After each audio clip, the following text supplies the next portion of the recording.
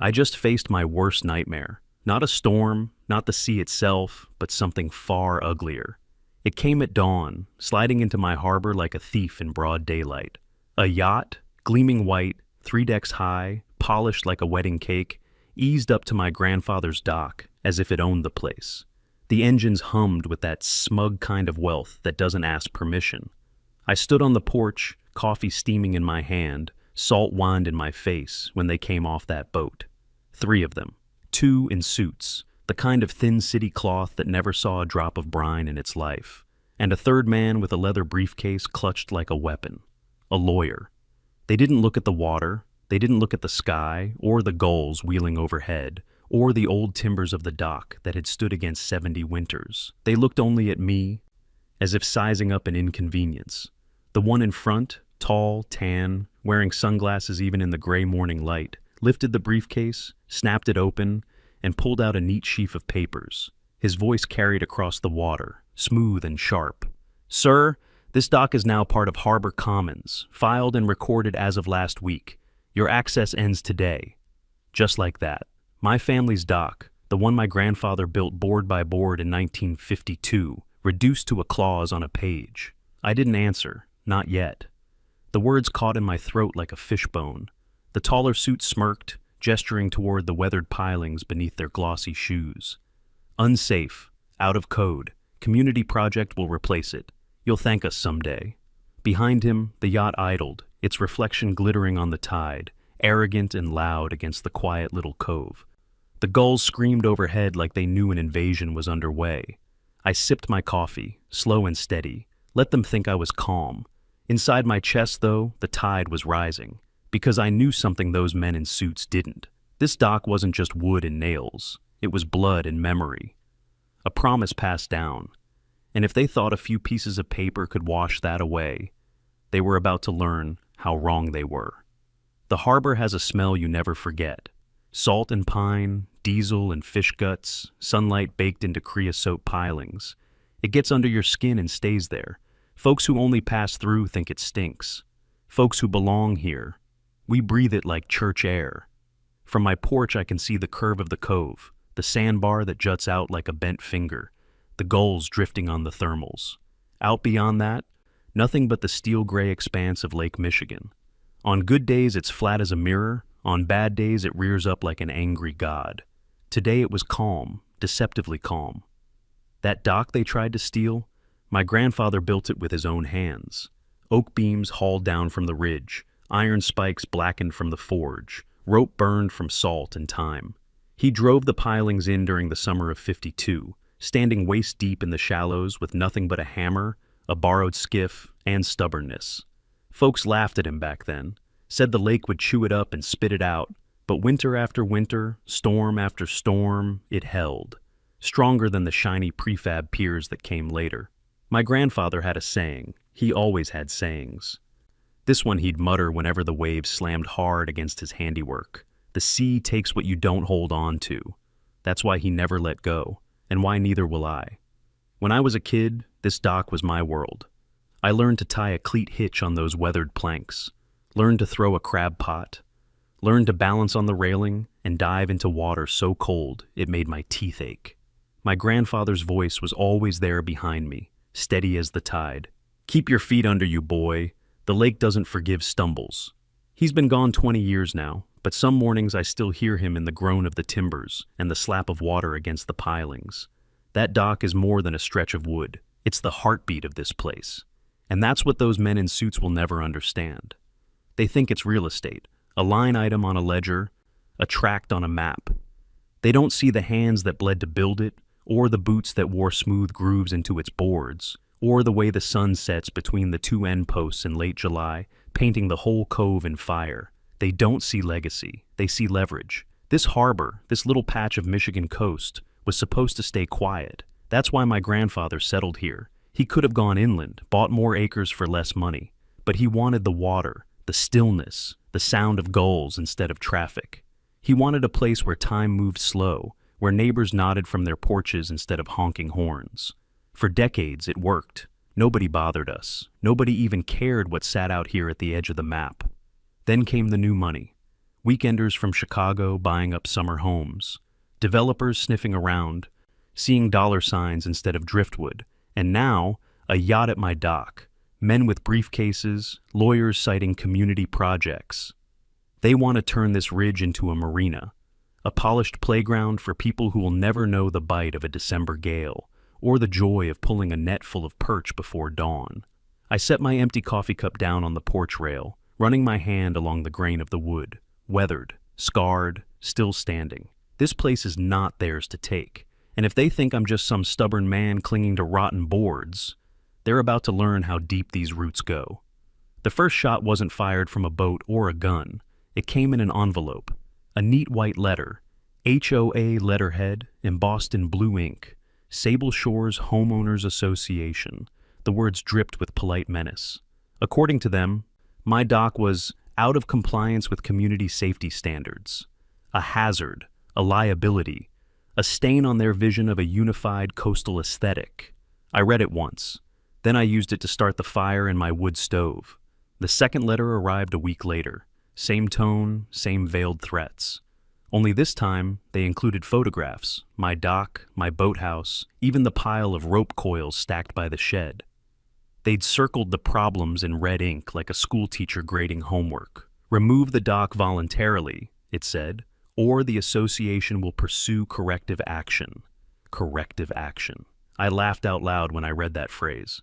Then I tore the letter in half, fed it to the flames, and poured myself a whiskey. I thought that was the end of it. I thought wrong. 2 weeks later, I woke to the sound of hammers. Not the rhythmic beat of a neighbor fixing a fence. No, this was sharp, metallic, alien. I stepped out onto the porch and saw them, 3 men in neon vests and hard hats, pounding stakes into the gravel at the head of my dock. Bright yellow survey flags fluttered in the wind, stabbing into the earth like little insults. I didn't call them. I sure as hell didn't invite them. "Morning," one of them shouted, cheery as a salesman. "Just marking the new easement lines." Easement. The word hit me like a punch. I walked down the path slow, boots crunching on the gravel. Didn't smile, didn't wave, just stood there, hands in my pockets, watching. They avoided my eyes, kept working, tap, tap, tap of stakes going in, flags flapping like victory banners on stolen ground. One of them muttered something about Harbor Commons project. Another said, "Orders came from the HOA." I said nothing. My silence made them nervous. Eventually, they packed up their gear and drove off in a county truck, leaving behind a neat row of yellow flags marching across my land. I stood there a long time after they left, staring at those flags. Each one was like a declaration of war, a bright little lie planted in the soil. When the wind picked up, the flags snapped and popped against the gray sky. I wanted to rip them all out, burn them in a pile, scatter the ashes. My fists clenched, my jaw ached from holding back the words boiling inside, but I didn't touch them, not yet. Because flags like that aren't just markers, they're bait. And sometimes the smartest thing a man can do is let the bait sit, let the trap spring tighter around the fool who set it. I walked back up to the porch, my boots heavy with gravel and salt, sat down in my grandfather's old chair, looked out at the lake, calm and wide and waiting. This wasn't about safety codes. This wasn't about paint colors or aesthetics. No. This was about taking, about pushing, about seeing how much I'd let slide before I pushed back. And as the gulls screamed overhead and the yellow flags whipped in the wind, I made a quiet promise. They'd pushed far enough. The next move would be mine. I didn't pull the flags, but I sure as hell took pictures of them. Every stake, every inch inside my line, time-stamped and saved. Then I called the only person I trusted to make sense of it, my sister, Paige. She picked up on the first ring. "Don't tell me? More of Karen's friends?" Her voice dry as ever.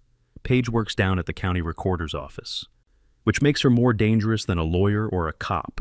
She has the keys to the filing cabinets, the servers, the paper trail.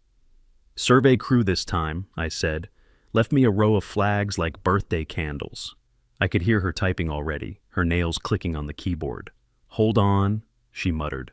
"Yeah, there it is. Filed this morning. New survey map for your parcel, submitted by something called Blue Horizon LLC. Never heard of them? Of course not. Nobody has. Company registered last month. Mailing address is a P.O. box in Lansing. It's a ghost, but the filing matches exactly where you said those flags are.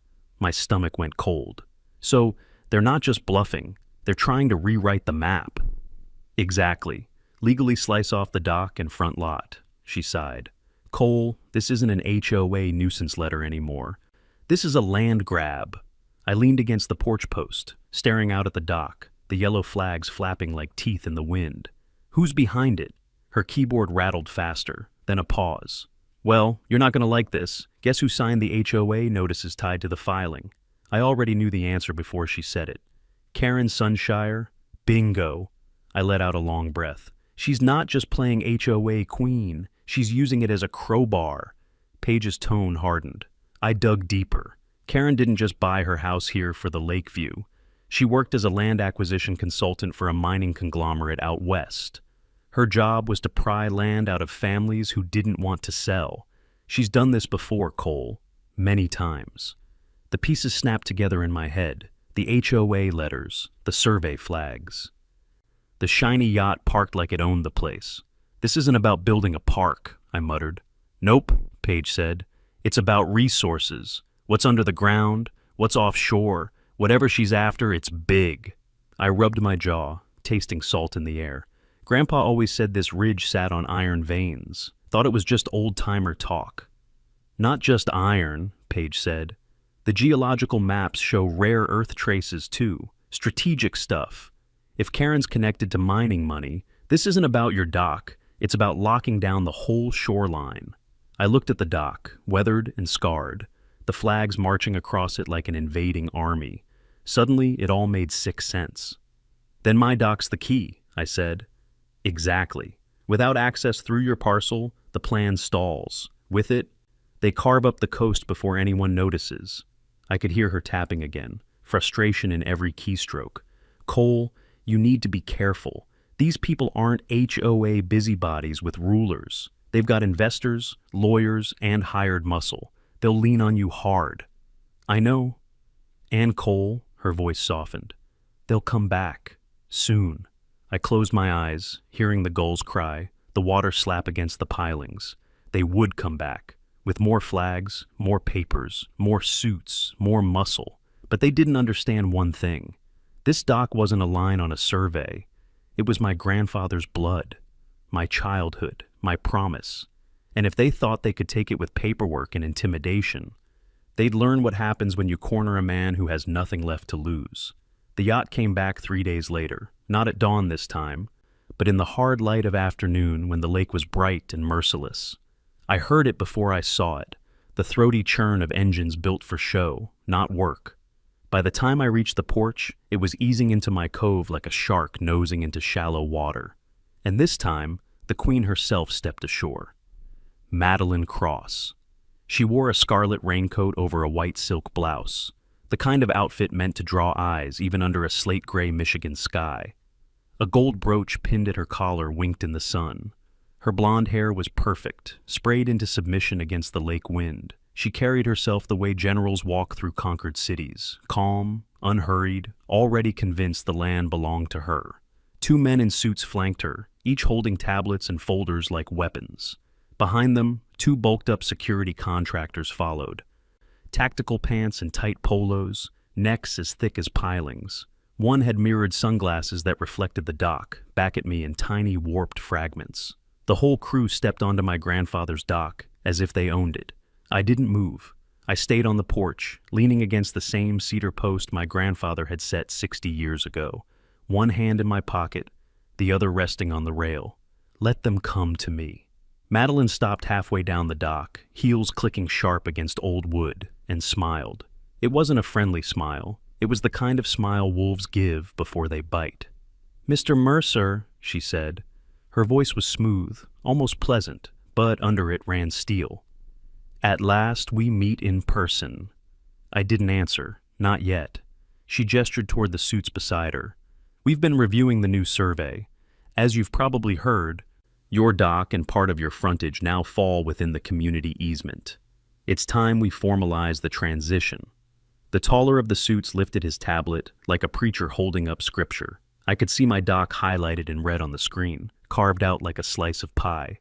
Unsafe, unmaintained, and improperly permitted, he said flatly. We'll be removing it and constructing a marina dock in its place. Modern, compliant, far safer.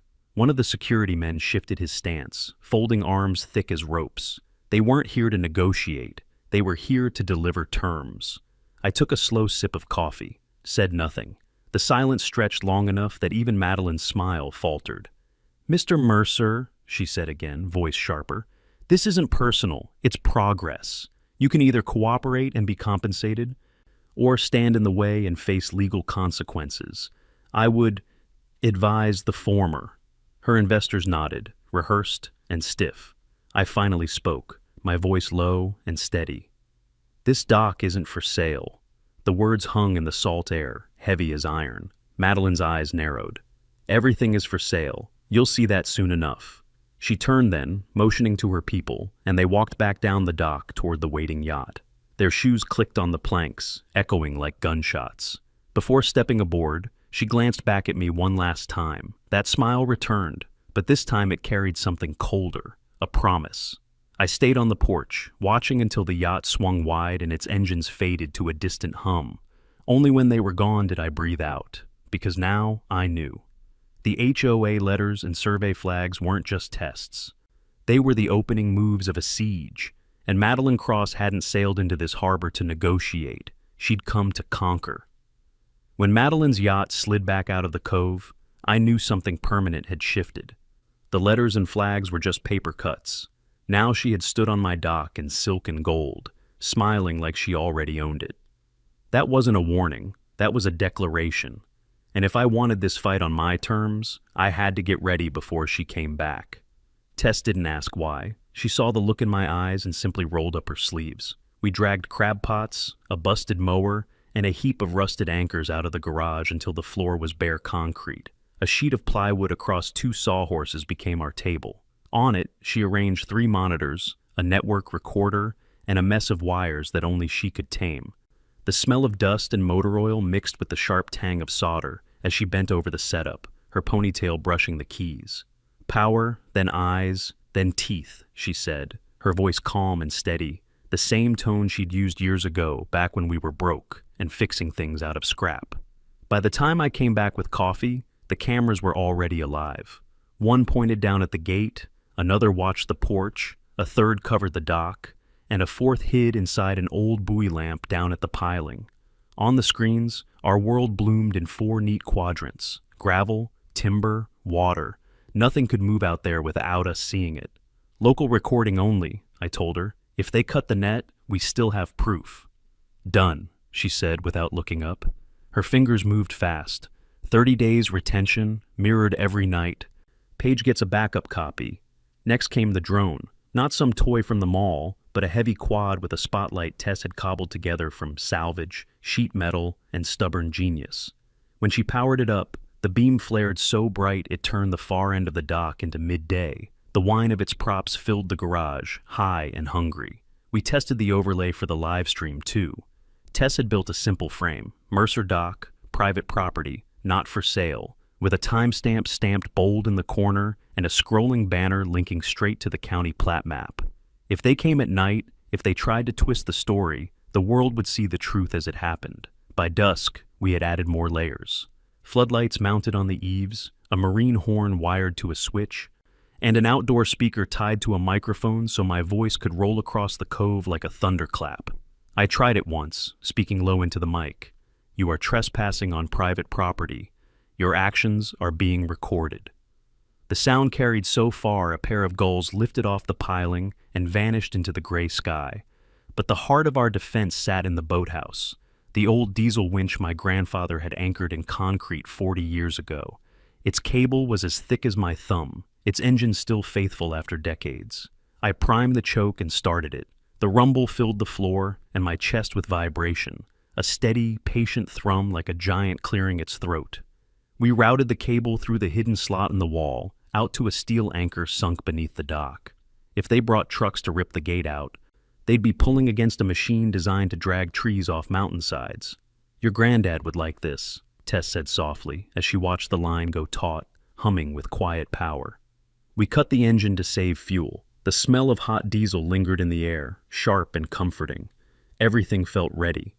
Tess labeled the toggles with neat block letters: horn, floods, drone, winch. I stood back and looked at the table. It didn't look like much, just plywood and wires and switches. But in that moment, it felt like a fortress. We ate standing up at the workbench: cold chicken legs, 2 apples, bottled water. Neither of us said much. Outside, the lake darkened from steel to slate, then to ink. By 9 o'clock, the gulls had gone silent, the horizon fading into storm clouds gathering in the west. The first low rumble carried across the water like a warning. Tess pulled on an old army sweatshirt and tied her hair back tight. She sat at the monitors, posture straight, eyes locked on the feeds.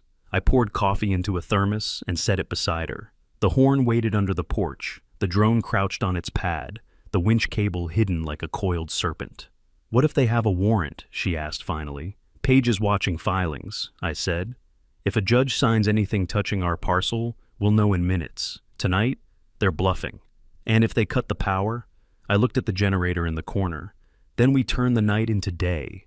We made a slow walk of the property, checking every latch, every tripwire, every camera's faint red glow. The wind picked up, bending the pines until they whispered and moaned. Rain smell crept through the air, damp and electric. Back inside, the monitors glowed against the dark, the only light in the room. 4 silent witnesses, waiting. I stood by the switches. Tess's hands hovered near the mouse. Outside, the lake lay flat and black, the dock an empty line pointing into nothing. "The sea takes what you don't hold on to," I whispered, repeating the words my grandfather had carved into me. Tess's eyes stayed on the screens. "Then we hold," she said. And we did. Through 10. Through 11. Through the first fat drops of rain hammering on the boathouse roof. Every second stretched thin as wire, every sound sharpened by waiting. We knew they were coming. We just didn't know when. The storm arrived first. Wind lashed the ridge, bending the tall pines, shaking the house like a drum. Rain hammered the tin roof until it sounded like machine gun fire. The night was alive with noise. Yet beneath all of it, I caught another sound. A low, steady growl. Headlights crawling up the county road. "They're here," Tess whispered. On the monitor, 2 black trucks appeared, parking in the same spot they'd used before. But this time they killed their lights. A sedan followed, nose down, water sliding off its hood. The Realtor again, huddled behind her clipboard, soaked to the skin, but unwilling to miss the show. The figures emerged. 2 suits, 2 heavy security men. They didn't hesitate.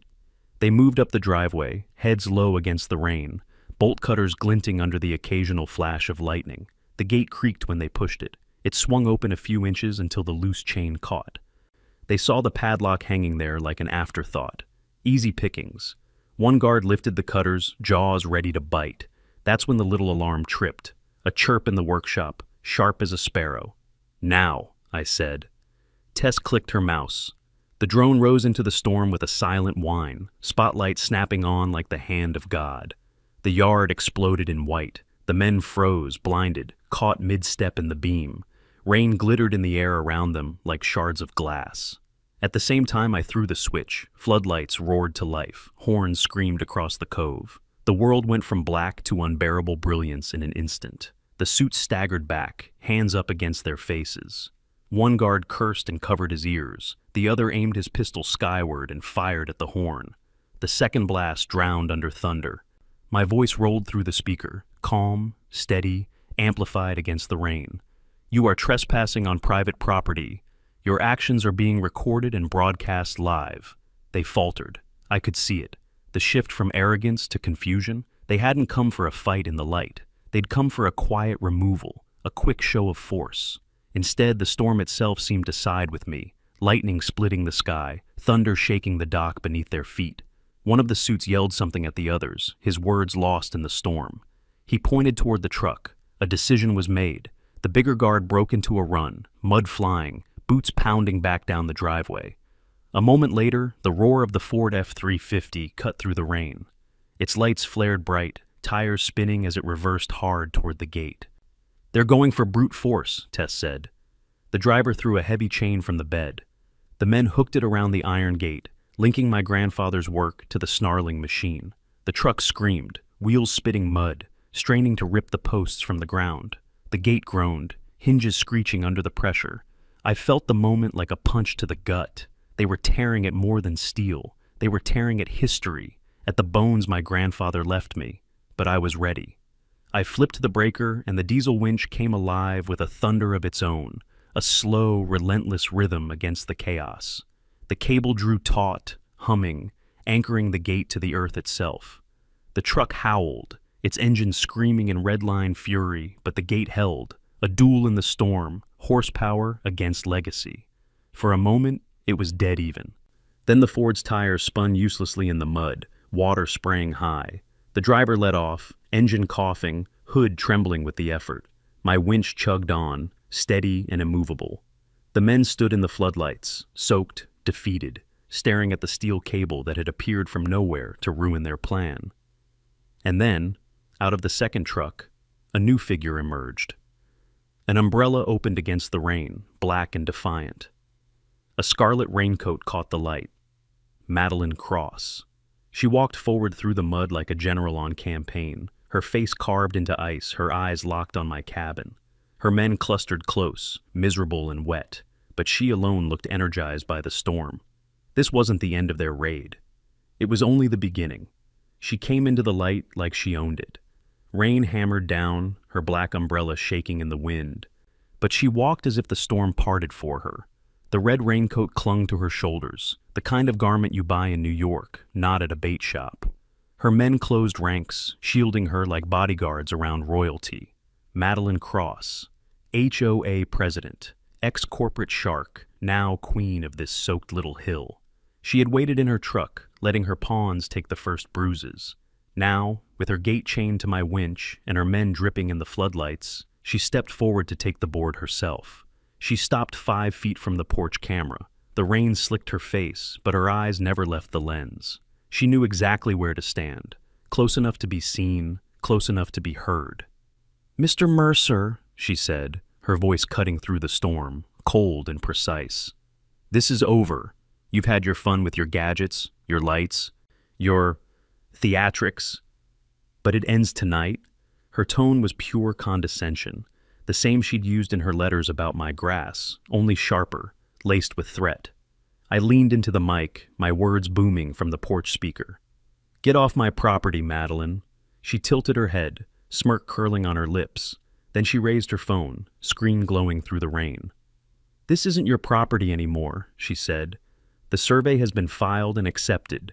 The easement is official. This land is now under the authority of the Sable Ridge Homeowners Association." The guards shifted, hands resting on holsters. One suit looked nervous, chewing his lip. The other stared at the ground, refusing to meet the camera. I let her hang there, her phone aloft like a holy relic. Then I answered, calm and clear. "Filed, yes. Flagged, not accepted." County recorder put a hold on it the second it hit the system. For the first time her expression faltered. Just a flicker, but I saw it. Her jaw tightened.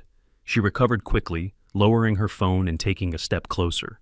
The umbrella twisted in the wind, almost flipping inside out. She didn't care. Her words came low, almost intimate, like a deal whispered across a boardroom table. "Listen to me, Cole. You're a squatter on land that's no longer yours. We have the right to remove you. But I'm generous. Take what you can carry, walk away tonight, and I'll cut you a check. $5,000 for your trouble. That's more than fair. $5,000. For a ridge worth millions. For a cabin built by my grandfather's hands." I almost laughed, but instead I let the silence do the talking. Finally I spoke, voice hard as the rain. "My land is not for sale, and you're trespassing." Her mask cracked. The smirk vanished, replaced by a snarl. "You have nothing. Do you understand me? Nothing. One man in a wooden shack against a multi-million-dollar project. The law is on my side. The money is on my side. You cannot win."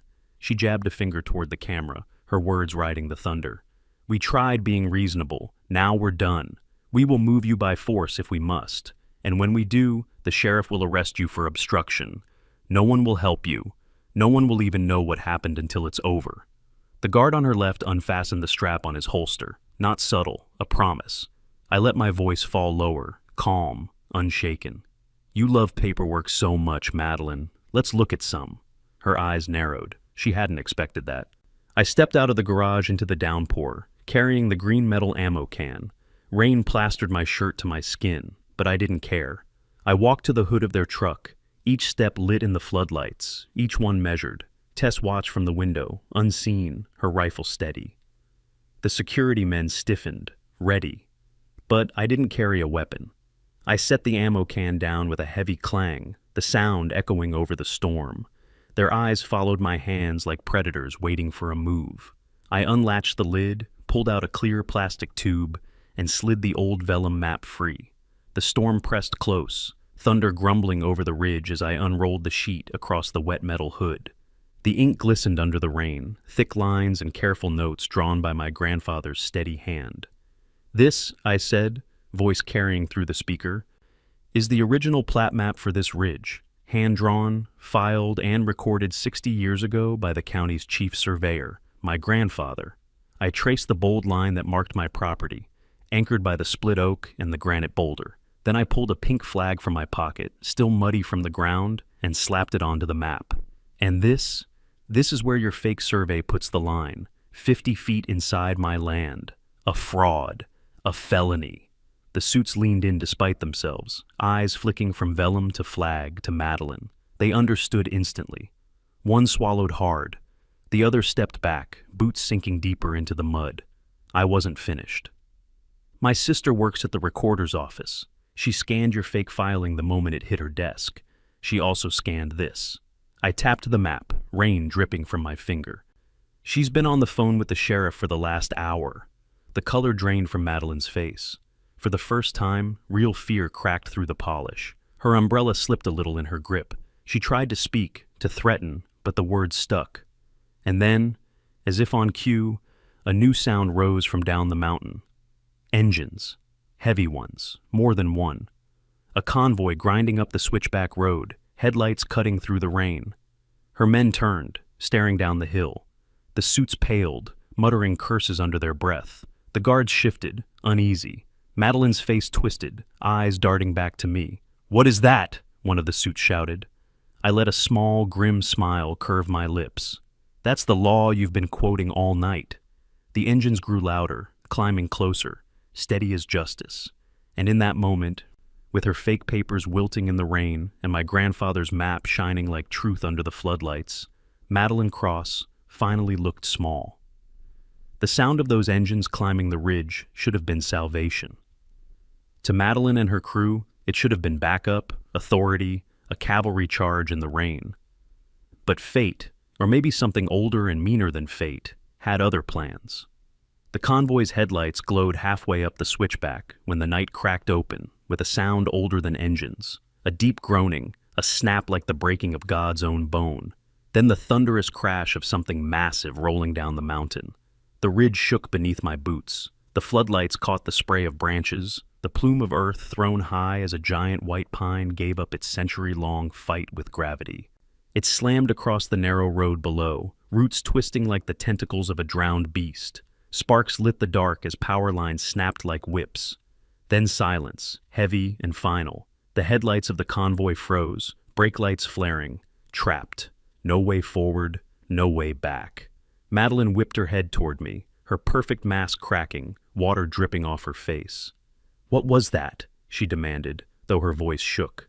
I let the storm answer for me. The wind roared, rain lashing sideways, thunder rattling the dock. Then I spoke, calm as stone. "That was a pine that's been leaning for a decade. Looks like the storm finally took it. Terrible timing." Her eyes narrowed, suspicion flaring. She was smart enough to see the truth. Storms don't fall trees with such perfect precision. Maybe it was chance, maybe it wasn't. But either way, the result was the same. I gestured down the road with a wet hand. "No way down, and up here."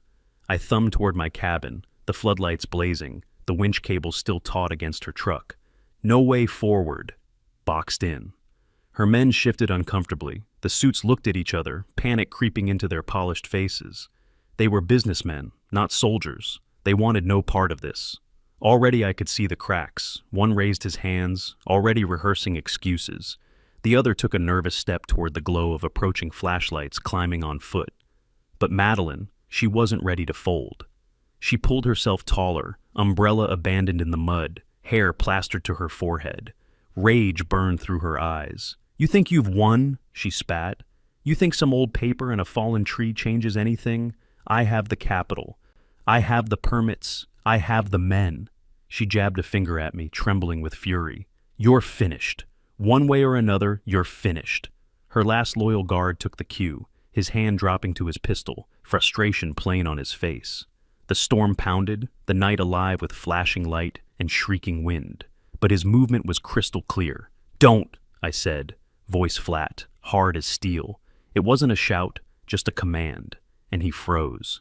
Because down the slope, voices were echoing through the storm, calm, authoritative, trained.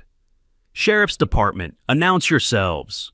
Flashlights cut through the rain, beams bouncing off wet leaves. Justice, slogging through mud and chaos, coming step by step.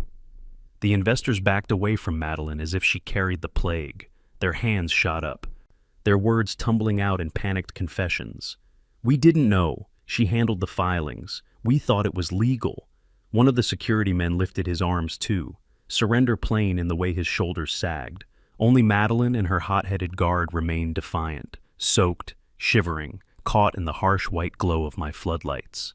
I stayed by the map, hand resting on my grandfather's work, calm in the storm. "You wanted to play Queen of the Ridge, Madeline, but tonight you're just another trespasser in the mud."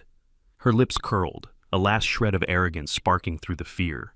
But even she knew the board had flipped. The law she'd boasted about was no longer her weapon. It was marching up the hill with cuffs in hand. The storm raged on, the ridge howling with rain and thunder. But inside me, everything went still. The trap had closed, and for the first time since this fight began, I knew the ridge was mine again.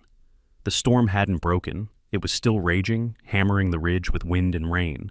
But the moment the flashlights crested the hill, the night shifted. Their beams cut through the chaos, steady and searching, voices carrying with authority no thunder could drown out. "Sheriff's Department, hands where we can see them!" Madeline's investors reacted first. Their arms shot into the air like startled schoolboys.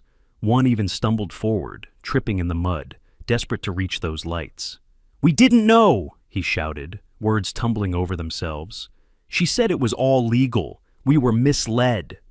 The deputies didn't break stride. Boots sucked at the mud, slickers shining under the floodlights.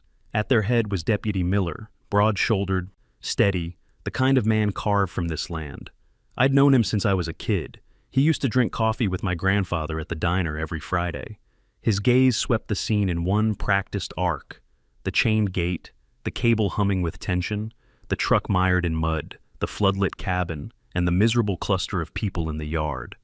"Evening, Cole," he said, voice calm as if he were just passing me on Main Street. "Evening, Miller," I answered through the porch speaker. My voice rolled across the storm. 2 rounds fired at my siren. Casings by the gate, all on camera. Attempted forced entry, fraudulent survey filed this morning. My sister sent the package. Miller gave the smallest nod. "We got it." He turned, gesturing with his light. 2 deputies moved in, bagging the casings near the gate, photographing the chain. The snapped lock, the mud-churned tire tracks. Everything neat, careful, airtight. Meanwhile, the storm howled, lightning strobing across the ridge, illuminating Madeline Cross like an actress under interrogation lamps. Her umbrella was gone, her red coat plastered to her skin, hair wild around her face. She stood stiff, jaw clenched, her last loyal guard hovering at her side with his side still too close to his weapon. "Ma'am," Miller called, voice sharp, official now, "step away from the gentleman's property line." "This is my property," Madeline snapped, waving her phone like a weapon. "The survey has been filed. The easement—" "Already flagged fraudulent," Miller interrupted, cool as ice. "Recorder's office confirmed it, along with some very interesting documents tying you to Sable Ridge Minerals. You want to keep talking, or you want to wait for a lawyer?" Her face went pale. For the first time, she looked less like a queen and more like a soaked, cornered woman. One of the suits broke ranks entirely, nearly running toward Miller. "She filed everything. We just put in money. We want it on record. We didn't authorize any of this." "Save it for the DA," Miller said. The smarter of the two guards finally lifted his hands, palms open, voice oily with self-preservation. She hired us for site security, claimed she had a legal order. We were misled, same as them. But the other, Madeline's bulldog, wasn't ready to fold. His hand twitched near the pistol again, the storm hiding nothing. My floodlights gleamed off the wet steel of his holster. "Careful," I said through the mic, my voice flat as a slab of granite. "Sheriff's deputies really don't like it when you pull a gun in front of them. Makes the paperwork messy." Miller's eyes fixed on the guard. Just one look, the kind of look that carries the weight of a badge and a lifetime in uniform. The guard hesitated, jaw working, then finally lifted his hands. His pistol stayed holstered. That was it. The fight drained out of the yard. Miller stepped forward, boots squelching in the mud. He pulled steel cuffs from his belt, their ratchet loud even in the storm.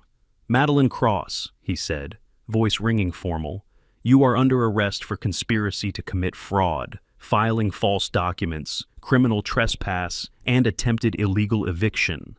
The cuffs clicked closed around her wrists. Each metallic snap was final, the storm itself punctuating every word. Her investors recoiled, stepping further away as though shackles were contagious. The guard slumped, relieved almost, as if being out from under her orders was a kind of freedom. Madeline struggled, shoulders jerking, rain streaming down her face. "This isn't over. You don't know who you're dealing with," she shrieked, but the storm swallowed her voice. Miller just tightened his grip on her arm, steady as bedrock, and turned her toward the path. As they led her past the chained gate, she stumbled, nearly falling. The deputy at her side caught her before she went face first into the mud. It was the final humiliation. Once she had strutted here like a conqueror. Now she was just another prisoner, escorted down the hill. The deputies guided the others too, the investors eager to cooperate, the guards mumbling disclaimers. One by one they disappeared into the trees, their flashlights bobbing in the storm. And then it was quiet again. The generator hummed in the garage, the cable still taut against the truck. The floodlights glared across the ruined yard. Rain ran down my face, down my arms, soaking me to the bone, but I felt lighter than I had in months.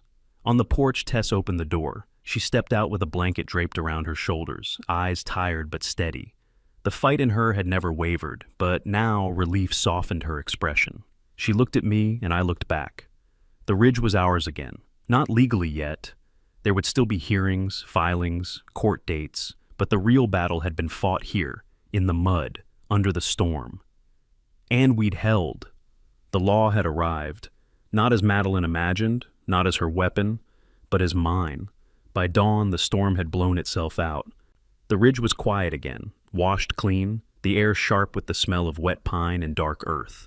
Mist clung to the tree line, curling in the hollows like smoke from some invisible fire. For the first time in weeks, I stood on my porch without tension coiled in my chest. The yard was wrecked, mud rutted deep from truck tires, the old iron gate twisted at an ugly angle, broken branches littering the ground. But it was my wreck, our wreck, proof that the ridge was still ours. Tess came out beside me, blanket around her shoulders, her arm looping through mine. Neither of us spoke. We didn't have to. We just stood, breathing in the clean air, watching the sun claw its way over the horizon. The phone buzzed in my pocket. Paige. I put it on speaker. Her voice was bright, energized, even after pulling an all-nighter. "It's over, Cole. For real this time." Tess and I shared a look. "Tell me," I said. "She folded," Paige said with satisfaction. "Madeline cracked in her cell before sunrise. Your investors flipped on her, gave the DA everything. Emails, contracts, bank records. Turns out Sable Ridge Minerals wasn't just a shell company. It was a full-on fraud operation from the start. The DA's office already filed emergency injunctions. The survey, the easement, all of it, null and void. Legally, it never existed." Tess let out a slow breath, her head resting on my shoulder. I closed my eyes, the relief hitting heavier than the storm ever had. "What about the money?" I asked. "Gone," Paige said, almost gleeful. The DA's forensic accountants traced the funds, straight to offshore accounts in her name. State's seizing every penny. She's not just going to prison, Cole. She's going broke. For a moment, I couldn't speak. The ridge was safe. Not just in the mud and blood sense, but safe on paper, the way my grandfather would have wanted. By mid-morning, word had spread. Small towns have their ways. One text becomes a dozen. One whisper carries farther than any broadcast. My phone lit with messages. Some were apologies. Neighbors who had believed her story about community parks and nature trails saw the truth now. They called me stubborn, paranoid, even hostile, but Madeline had lied to all of them, selling a dream while planning a mine. Eli, the neighbor who'd complained about my floodlights, called first. "Cole," he said awkwardly, "I'm sorry. I should have trusted you. We all should have."